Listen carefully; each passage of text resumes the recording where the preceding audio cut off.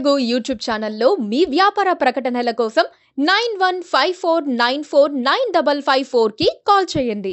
నమస్తే, welcome to KTV Telugu. నేను వసంత్. మనకు ప్రస్తుతం అంతున్న బ్రేకింగ్ న్యూస్ చూసుకుంటే, ఓ పక్క నుంచి కడియం ఫ్యామిలీ, మరో పక్క నుంచి కేకే ఫ్యామిలీ ఇద్దరు కూడాను బీఆర్ఎస్ని వీడి కాంగ్రెస్లో జాయిన్ అయిన పరిస్థితి అయితే నెలకొంది. ఈరోజు ఖచ్చితంగా ఏది ఏమైనా సరే బీఆర్ఎస్కు ఇది ఒక పెద్ద షాక్ అని చెప్పుకోవాలి.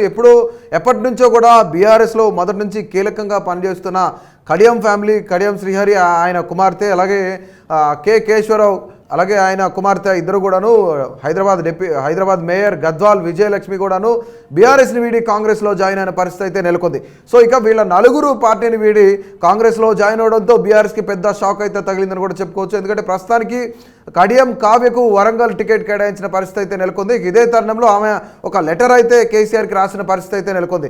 ముఖ్యంగా బీఆర్ఎస్లో నెలకొన్న పరిస్థితులు చూసినట్లయితే స్థానిక నేతలందరూ కూడా సమన్వయం లేకుండా ఎవరికి వారే ఏమైనా తీరుగా పనిచేస్తున్నారు, నేనంటే నేను నువ్వా నేనా అనుకున్నట్లు పనిచేస్తున్నారని చెప్పేసి ఈ పద్ధతి కావ్యకి నచ్చలేదని చెప్పేసి, మరోపక్క లిక్కర్ కేసుకు సంబంధించి భూ కబ్జాల గురించి, అలాగే లిక్కర్ కుంభకోణం గురించి, వీటన్నిటి గురించి కూడా పార్టీ యొక్క అంతర్గతంగా చర్చించుకుంటున్న ప్రజలందరూ కూడా అంతర్గతంగా చర్చించుకున్నది ఏంటంటే పార్టీ యొక్క ప్రతిష్ట పాడైపోతుంది, పార్టీకి ఇప్పుడు ప్రజల్లో అంత ఆదరణ లేని పరిస్థితిలోనే నేను ఖచ్చితంగా ఇక్కడ నుంచి పోటీ నుంచి తప్పుకుంటున్నా అని చెప్పేసి ఆవిడ కేసీఆర్కు డైరెక్ట్గా లెటర్ రాయడం జరిగింది. ఇదే తరుణంలో అదే సమయంలో కేశవరావు కూడాను కేసీఆర్ ఒక ఫామ్ హౌస్కి వెళ్ళి ఆయనతో మంత్రాలు జరిపిన పరిస్థితి ఉంది. కేసీఆర్ కొంతమేర కేకే మీద సీరియస్ అయిన పరిస్థితి కూడా నెలకొంది. ఇదే తరుణంలో కేకే చెప్పడం కూడా కాంగ్రెస్లో ఉన్నంతకాలం కూడా నేను బ్రతికున్నంతకాలం కూడా కాంగ్రెస్లోనే ఉంటాను, పార్టీ వీడనని చెప్పేసి ఆయన చెప్పిన పరిస్థితి అయితే నెలకొంది. ఇక ఇదే తరుణంలో కేకేకి కేసీఆర్కి మధ్య కొంత వాగ్వాదం అయితే జరిగింది. ఇప్పటి వరకు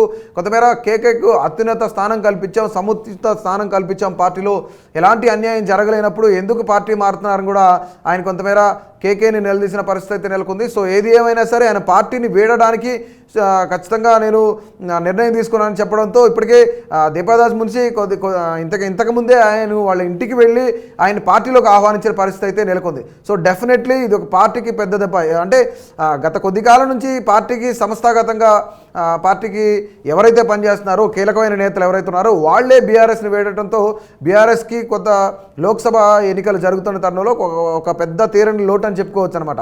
సో ఇదే తరుణంలో గతంలో అసెంబ్లీ ఎన్నికలు అయిపోయిన తర్వాత కడియం శ్రీహరి కొన్ని సంచలనమైన కామెంట్ చేశారు. డెఫినెట్లీ రానున్న కాలంలో కాంగ్రెస్ పార్టీ కూలిపోబోతుంది, 6 నెలలు మాత్రమే ఈ యొక్క పార్టీ నడుస్తుంది, తర్వాత ఈ ప్రభుత్వం ఉండదు, ఈ ప్రభుత్వం కూలిపోద్ది, మళ్ళీ కేసీఆర్ ప్రభుత్వం వస్తుందని కొన్ని సంచలనమైన కామెంట్ చేసిన కడియం శ్రీహరి లాంటి నేతలు కూడాను పార్టీని వీడి ఆయన కాంగ్రెస్లో జాయిన్ అయిన పరిస్థితి అయితే నెలకొంది. ఇక ఇప్పటికే కేకే దీపాదాస్ మున్షి సమక్షంలో పార్టీలో జాయిన్ అయ్యారు. ఆయన కుమార్తె గద్వాల్ విజయలక్ష్మి కూడాను ప్రస్తుతానికి ఆవిడ హైదరాబాద్ మేయర్గా ఉన్నారు. ఆవిడ కూడాను పార్టీని వేయడంతో కొంతమేర అక్కడ పార్టీ కొంత బీఆర్ఎస్లో రాజకీయ సంక్షోభం అయితే ఏర్పడిందని కూడా చెప్పుకోవచ్చు. ఇదే తరుణంలో పక్క కేసీఆర్కు అత్యంత సన్నిహితుడైన జోగినిపల్లి సంతోష్రావు భూ కబ్జా కేసులో ఎప్పుడు అరెస్ట్ అవుతారని కొన్ని చర్చలు నడుస్తూ ఉన్నాయి. మరోపక్క ఈ ఫార్ములా రేస్ కానీ, ఓఆర్ఆర్ కానీ, టోల్గేట్కి సంబంధించిన ఏదైతే వీటన్నిటికి సంబంధించిన ప్రైవేట్ కంపెనీలకు కట్టబెట్టారు, ప్రైవేట్ కంపెనీలకు న్యాయం చేశారు, ప్రభుత్వ ఖజానా అంతా ఖాళీ చేయడానికి ముఖ్యంగా తనకు అనుకూలమైన కంపెనీలకు ప్రభుత్వ సొమ్మంతా దారాదత్తం చేశారని కేటీఆర్ మీద మరికొన్ని చర్చలు నడుస్తే ఆయన కూడాను రానున్న కాలంలో అరెస్ట్ అవుతారనుకుంటున్న తరుణం. మరోపక్క లిక్కర్ కుంభకోణంలో ఇప్పటికే ఎమ్మెల్సీ కవిత అరెస్ట్ అయ్యి ఆవిడ జైల్లో ఉన్న పరిస్థితి అయితే ఉంది.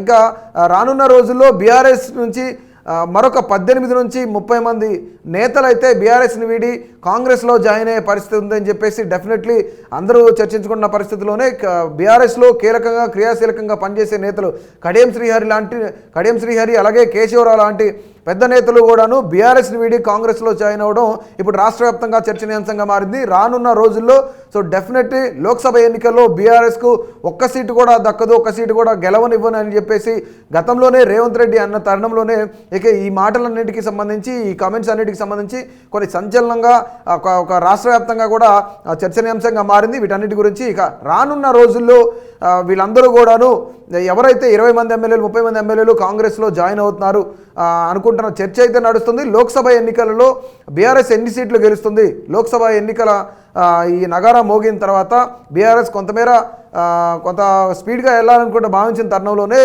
ఆ పార్టీని వీడి ఎమ్మెల్యేలు కానీ మాజీ మంత్రులు కానీ ఇప్పటికే వాళ్ళందరూ కూడా బీఆర్ఎస్ ఒక పక్క నుంచి కాంగ్రెస్, మరో పక్క నుంచి బీజేపీలో జాయిన్ అవుతున్న తరుణంలో అయితే సో డెఫినెట్లీ లోక్సభ ఎన్నికల్లో బీఆర్ఎస్ పార్టీ సత్తా చాటుతుందా లేదా, మరికొంతమంది ఎమ్మెల్యేలు కానీ లేదంటే ఇంకా ఎవరెవరో రాబోతున్నారు అనేది కూడా తప్పకుండా కామెంట్ చేయండి. ఇలాంటి మరిన్ని ఇంట్రెస్టింగ్ అప్డేట్స్ కోసం మా కేటీవీ తెలుగును సబ్స్క్రైబ్ చేయండి, అలాగే ఫాలో చేయండి.